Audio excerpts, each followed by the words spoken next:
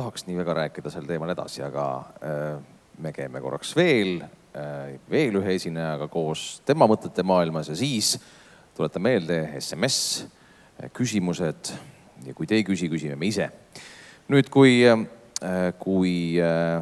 Mats õpib majandust ja majandust ja reaalsust, ka Vallo rääkis, Ott tõi siin hästi palju näiteid sellest, millised tänapäeva mitte ühiskond on ja milline hariduse inimesed on, siis mees, kes on oma elumissiooniks võtnud selle, et inimesed peavad hakkama majanduslikult mõtlema, kirjutanud hulga raamatud, võib-olla te teie ka mõne nendest lugenud, võib-olla olete teda näinud kuskil majanduskommentaare andmas, kas ajalehes või televiisoris.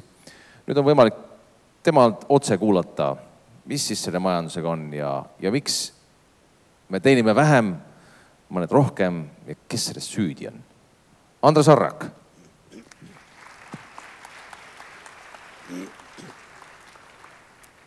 Tere. Küll on hea, et ma esinen viimasena, sest ma saan rääkida, kuidas asjad tegelikult on. Erinevalt Ott Pärnast olen mina tõesti teinud kogu elu ainult ühte asja. Küll jah, juurahariduse saanud, aga tegelikult teinud kogu aeg ainult ühte ja sama asja. No ma usun, teie kooli see ajalookursuse läbi, et te tunnete seda meest, kes siis 1492 avastas siis oma nimelise Väina. Ja teatis jah, et kirik tol ajal väitis, et maa ongi nagu lame. Me mäletame, et see on elevantide seljas. Aga mina tean, et ta on ümmargune, kuna olen näinud selle varju kuul. Ja ma usun varju rohkem kui kirikut. Ja nüüd mulle tundub, et on läinud ainult mingi 500 aastat mööda ja maailm on jälle lame. The world is flat, nad ütlevad. Et mis see tähendab? See tähendab seda, et me oleme kõik ninapidi koos. Vot see sama pisikene imevidin, ma arvan, et teil kõigil on midagi taskus või kotis või siis kodus laua peal või laua all, millega saab valguskiirusel ilma rahata ja kui inglise keeles siis miljard inimesega suhelda, jagada informatsiooni, hankida informatsiooni. Ja nüüd ongi kogu küsimus selles, et kas see 700 sõpra Facebookis teeb kedagi nagu targemaks või edukamaks või aitab elus edasi. Sest tekib ju see selline pettekujutelme, et jessas, mul on mingi 700 sõpra Facebookis, ma olen käinud Londonis, ja Austraalias ja lugematutel välisreisidel ja ma saan tõesti suvalisel kellaajal võtta ühendust maailma teises servas oleva kellegi inimesega. Siis paradoksaalsel moel muidugi šotlased, neil olid võtta mingid 1920. aastatest võrdlusandmed. Nad nimelt kaardistasid ära mingi seltskonna, mingi taseme, IQ taseme. Siis tegid enne seda veel ühe testi. Siis need tolmusid, need kastid seal kuskil aastakümneid. Nüüd need leiti üles ja nüüd tehakse teadust. Esiteks muidugi otsiti üles need, keda oli siis testitud. Ja mis te nüüd arvate, kas see põlvkond, te olete praktiliselt juba kogu oma teadliku elu veetnudki internetis, eks ju. Kas see põlvkonna IQ on siis kõrgem? Te ei taha teada. Ei ole. Vaid vastupidi, seal tuli veel palju asju välja ja tuli välja ka veel see, et see, millises koolis te õpite, ei ole üldse tähtis, kuidas teil elus edasi läheb, sest kõik on kinni geneetilises koodis. Ja paradoksaalsel moel, mida paremaks läheb koolikeskkond, mida vahvamaks õppekavad, mida nunnumaks koolimajad, mida rohkem saadab õpetaja silm, seda suuremaks lähevad lõhed, sellepärast et esimesed saavad 5 minutiga kõik selgeks ja siis ülejäänud 40 minutit tegeldakse seal viimase seas nende kõurikutega. Aga tulles nüüd erialavalikute juurde, siis ajakiri Forbes, see on ülemaailmne selline hästi üks prestiižsemaid.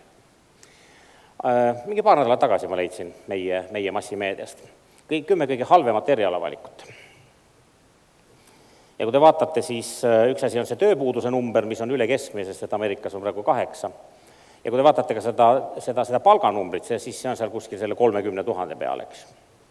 Ja kõik peale graafilise disaini, ma ei tea, mis seal Ameerikas siis graafilise disainiga häda on, aga näete, kõik need on need pehmed erialad, eks. Ma tean, mis on kõige populaarsemad erialad, mida minnakse Tartu Ülikooli õppima, ikka sotsioloogia, politoloogia ja avalik haldus ja avalikud suhted ja mis te arvate, 800 avaldust esitati retoromaani keeli tahtid Eesti turgud õppida. Mis tähendab seda, et nad kurinahad juba valmistavad itaallastele mehele minema. Et esialgu lapsi hoidma või jätist müüma ja siis mehele. Siin üks abiellus siin hiljaaegu egiptlasega ja siis nüüd me lehest lugesime, mis värk oli. Ja need on 15 kõige paremat eriala. Vaadake nüüd, see palganumber karjääri alguses on juba pea 2 korda suurem, kui on teil teistel seal karjääri keskel, eks. Ja siis see keskmine number on siis karjääri keskel see palganumber. Ja vaadake, kõik praktiliselt ilma erandita nad koonduvad. Nad on kõik inseneriteadused, matemaatika, keemia, füüsika. Nii et selles mõttes need meie noorte erialavalikud, kui teid huvitab elus hakkama saada kunagi ja teid huvitab elus, et ei pea kuskil nagu sotsiaalametist abi saama, eks, siis natuke mõelge enne selle peale. Et kuskil alates Briti tööstusrevolutsioonist on siis tööliste püramiid midagi sellist välja näinud. See Jobsi püramiid siin, all on kõik see lihtne töö, keegi seisab McDonaldsis. Jah, just. Või treibingi taga või kangastelgede taga ja mida kõrgemale ronite millimeeter haaval seda keerukamat tööoperatsiooni sooritate, seda kallimat teenust osutate, paneme Bill Gatesi sinna üles ja siis saate aru. Ja mis siis tegelikult juhtub, on see. Kui me nüüd räägime sellest, et me tuleme tootmismajandusest ja lähme siis teadmistepõhisesse majandusse, see kolmnurk pöördub ümber. Muidugi mitte niiviisi ühe sõrmenipsuga, eks. Ja kindlasti mitte ainult selle 90. aastate teise poole internetirevolutsiooni tagajärjel. Aga vaikselt ja tasahilju ja läbi majanduskriiside siis tööjõud kolib altpoolt ülespoole. Ja meeldib see teile või mitte, aga kõik need erialad, kus on palju raha, nii siin üleval, need enamus kõik koonduvad ümber märksõna matemaatika. Nii et te võite retoromaani keeli tõesti õppida ja ülikoolis õpitakse, semiootikat õpib 30 tükki seal, neid läheb küll üle aasta, läheb ühte vaja, mingi professor on, tal on vaja muidugi ette lükata tudengeid. Nii et te võite kõiki neid pehmeid asju õppida, aga pidage silmas, jah, et tulevik on seal üleval. Muidugi, kui sa oled maailmas, mis ma võin siin selja sirgu ajada ja praalida, et ma tean, kuidas asjad on. Minu kõige vanem tütar lõpetab nüüd EPAT, tal on ka lõputöö tegemata. Keskmine on seal Viljandis, õpib siis, ma ei teagi, mida ta nüüd praegu õpib vist. Ta läks džässi peale, aga siis ta ütles, et see on raske juhus. Kui sul on see selline, tema laulab, jah.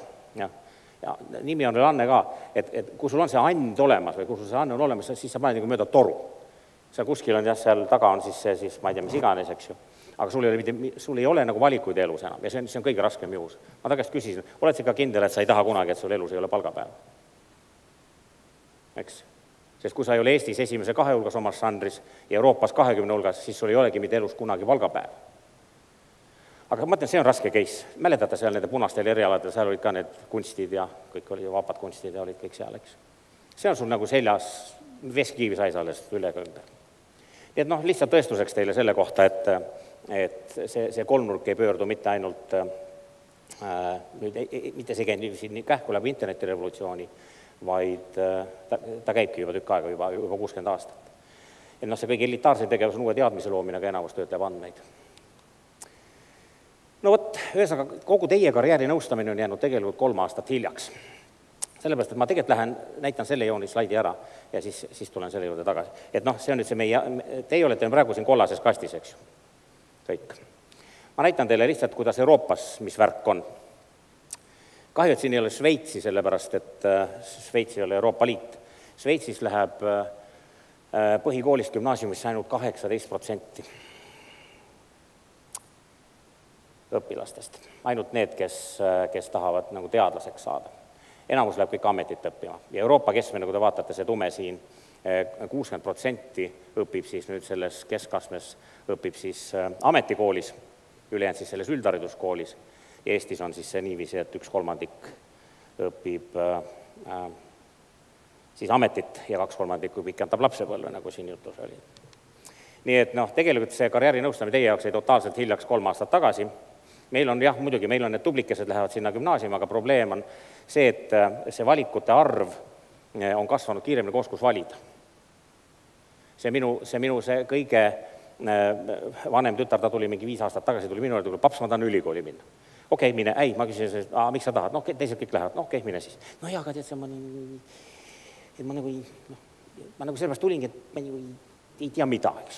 Ise lõpetas väga tubli, oli see Treffneris lõpetas keemia-bioloogia alu, ma ütlesingi, et mine keemia, keemia on nõmi. Ja siis Sandiero, nii palju kui mina tean, on see kihvtemaid asju, eks. No siis ta midagi läks, eks, noh, ja siis pool aasta pärast tuleb ütle mulle, kuule, paps, ma tahan erialavahetusele, ma ütlesin, tere traastu, kehvad geenid.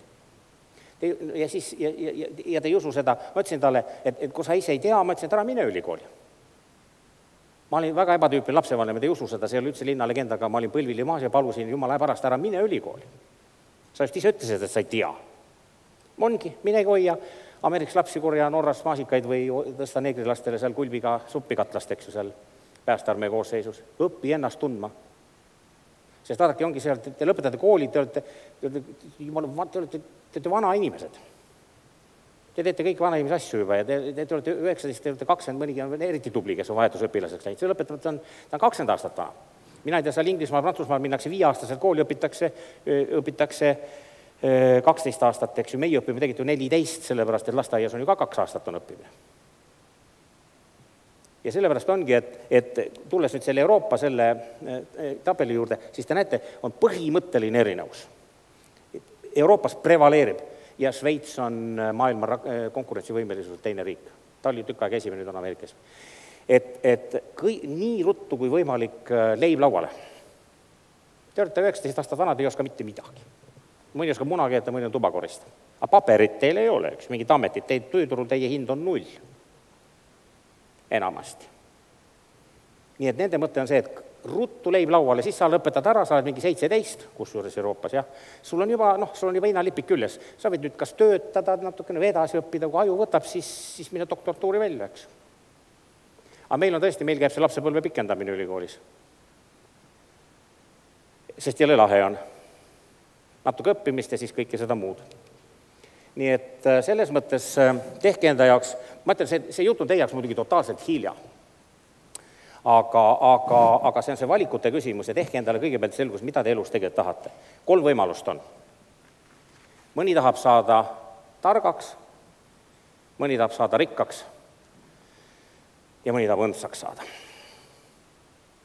Kõik teised valikud on mahutatavad nende 3 asja sisse. Nii et, ja kusjuures paradoksaalsel moel nad üksteist tihti välistavad. Ja kui te olete nagu selle asja enda jaoks selgeks teinud, siis hakake vaatama edasi, eks. Ja teie tuju totaalselt ära rikkuda siis lõpetuseks. Kui teil elus kunagi tekib see tunne, et teil on vähe raha. Ja uskuge mind, ma olen nii vana inimene, et ma garanteerin teile seda tunnet, et saab teil olema 1 000 000 korda rohkem kui seda teist. Siis kõik rohkem või vähem vaimukad põhjendused, mis te suudate välja nagu mõelda enesõigustamiseks, aga see enesõigustamine on, eks ju, me kõik hästi teame.